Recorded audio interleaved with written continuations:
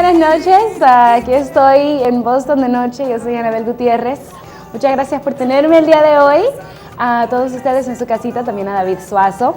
Y bueno, como David dijo, y que íbamos a hablar poquito de bancarrotas, y tengo aquí en la noche de hoy el abogado Reginald Blanchard. Welcome. Oh, it's a pleasure having you. Yeah, thank you for having me. So we're here today because we're talking a little bit about bankruptcy. Estamos aquí la noche de hoy porque vamos a hablar de bancarrotas.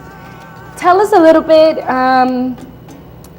who can declare bankruptcy, or Okay. what is bankruptcy? Bankruptcy is a law that allows you to eliminate your debts. It's actually part of the Constitution of the United States. Okay. Le pregunté a Reginald Blanchard qué es la bancarrota.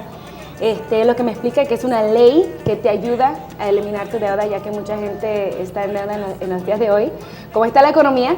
Así que la bancarrota es una ley que te ayuda, que te puede ayudar a eliminar tu deuda. I have here a lot of questions. I don't know if you want to tell me a little bit more about it, or simply what people like to know the most. Okay. Lo que la gente quiere saber más sobre la bancarrota.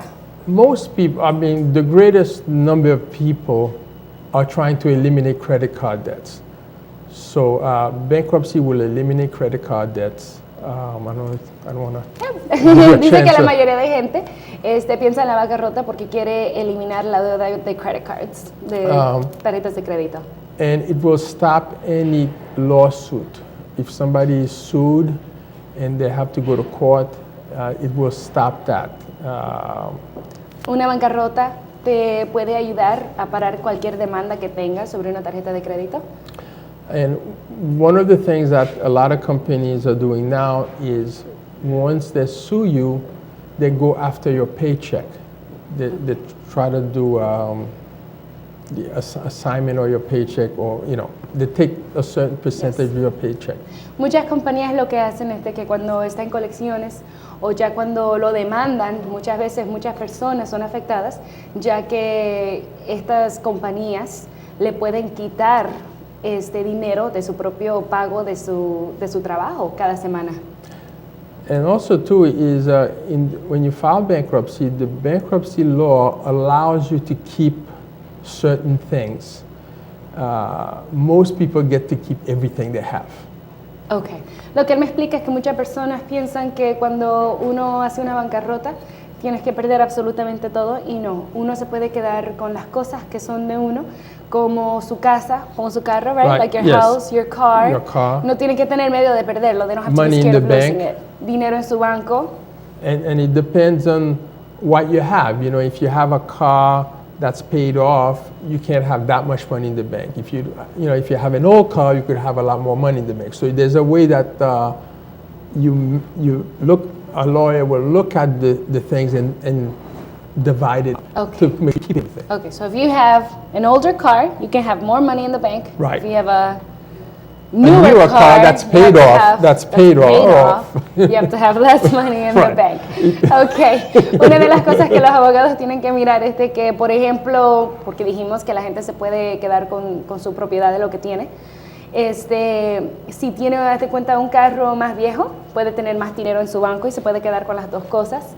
Si tiene un carro más nuevo y está pagado, uno en realidad no puede tener mucho dinero en el banco porque tal vez no sea calificado.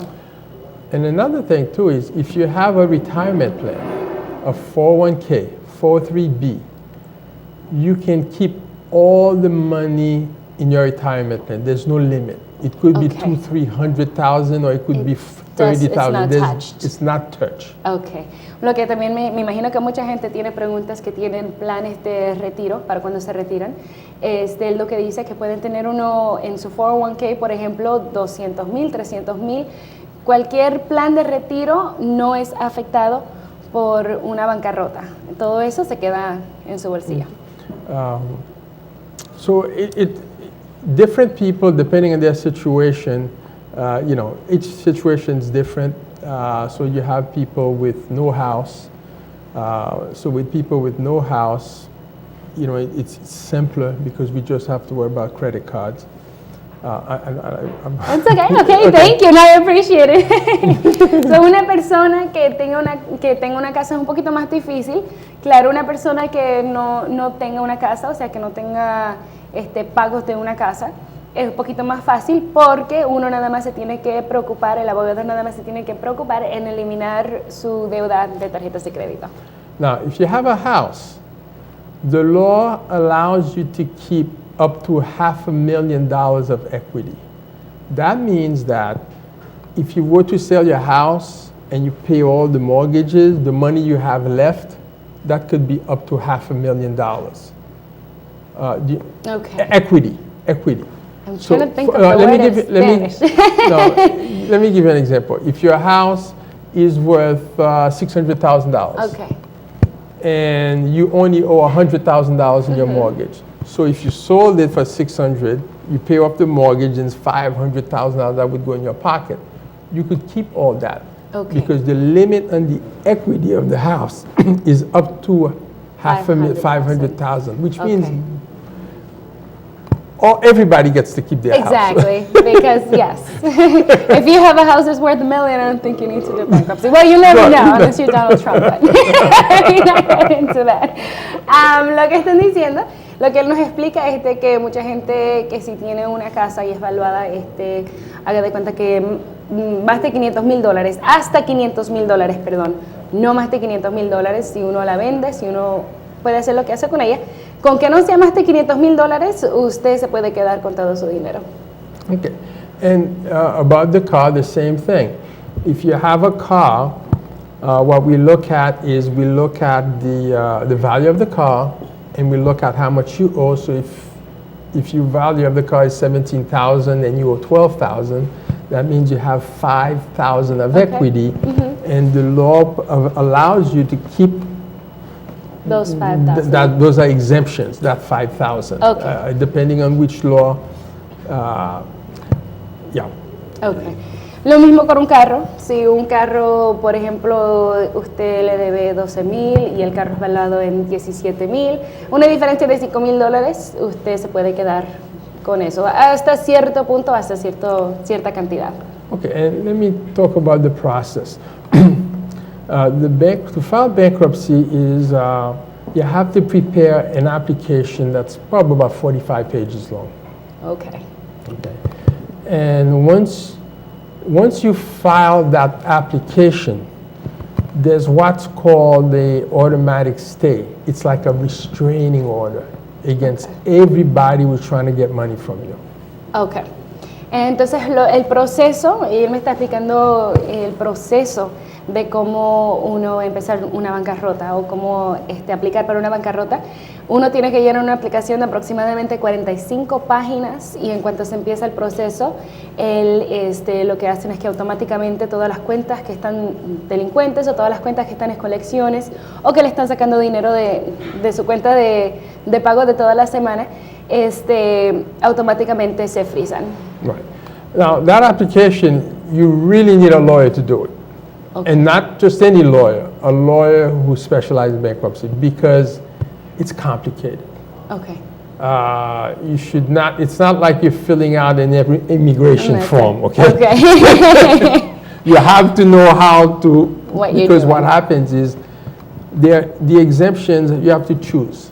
Okay. You have to choose between state exemptions or federal exemptions. Okay. So you really have to understand it to know what's best for you. Okay. Lo que le explica que no es una aplicación como una aplicación para la migración. Es una aplicación donde uno necesita realmente un abogado que está especializado en bancarrota, porque tiene que darse uno cuenta de las cosas del Estado, lo federal y muchas cosas más que uno tiene que tomar en cuenta. Así que necesitan un abogado que se especialice en todo eso. Is there anything else that we should let our people know out there? How can they contact you? Yes. I mean, if you can give me your information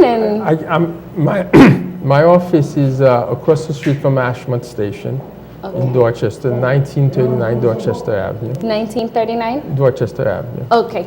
Su oficina está en 19 Dorchester Avenue, 1929? Yes, 1939. 1939 Dorchester Avenue. Para más información, ahí está el número en la pantalla, 617-282-5800, para toda esa gente que está en bancarrota, toda esa gente que tiene esa deuda de tarjetas de crédito, que lo están amenazando todos los días, llamándole y no los dejan en paz. Llamen a Reginald Blanchard y pueden empezar una aplicación. And the lawyer one of the lawyers that works for me, he's fluent in Spanish and he's the one who takes you to downtown. Perfect. Y sí tiene una persona que habla en español, completamente en español, para ayudarles a todos que llamen a ese teléfono, 617-282-5800. Okay, one more question. ¿Qué tiempo dura para reparar su crédito después de una bancarrota? It's how long does it take for somebody to repair their credit if they file for bankruptcy? Well, most people who file bankruptcy, their credit is bad. So the minute you file bankruptcy, you get rid of a lot of the bad things and it starts getting better. Typically, you could buy a house after 3 years. Okay. What some people do also is they get secured credit cards. For instance, if you go to the bank and they hold $500 and then you get a credit card to like a prepaid? Like a prepaid, except you're using your own credit. Exactly. But that looks just like any other credit card. Okay, so it helps. A lot of banks do that, regular banks. Okay. Lo que me explica aquí es que después de que uno hace una bancarrota, usualmente la persona que hace una bancarrota es porque su crédito ya está completamente malo. Así que cuando hace una bancarrota, todo lo malo se va eliminando poco a poquito y a los 3 años usualmente uno ya puede comprar una propiedad y con el tiempo también uno puede comprar lo que hacen muchos bancos, una tarjeta de crédito. Simplemente es como una prepaid card. Lo que usted hace es ponerle dinero a la tarjeta, usted está utilizando su propio dinero para hacer y crecer su crédito una vez más. Anything else that we would like to add in here? I think we covered all the points. Yo creo que cubrí todos los puntos. Para toda esa gente que está desesperada, que quiera en realidad deshacerse de su deuda, llamen a Reginald Blanchard. Una vez más, ahí tenemos el teléfono en pantalla, 617-282-5800. Llamen ahora, tiene atención en español. Así que tiene una persona que habla español y le puede contestar cualquier otra pregunta que aquí no pudimos cubrir. Pero the lawyer that goes downtown speaks Spanish. Yes, that's what I just told them. Make sure they do, because I don't want them to think that you don't. No, I did specify that. Thank you so much for all the information. Gracias por toda la información. Pleasure having you today. Thank you for having me. Thank you, and I'm sure a lot of people are going to call you because in this economy, we need it. En esta economía todo el mundo lo necesitamos. Nos vamos a un breve comercial. Al regresar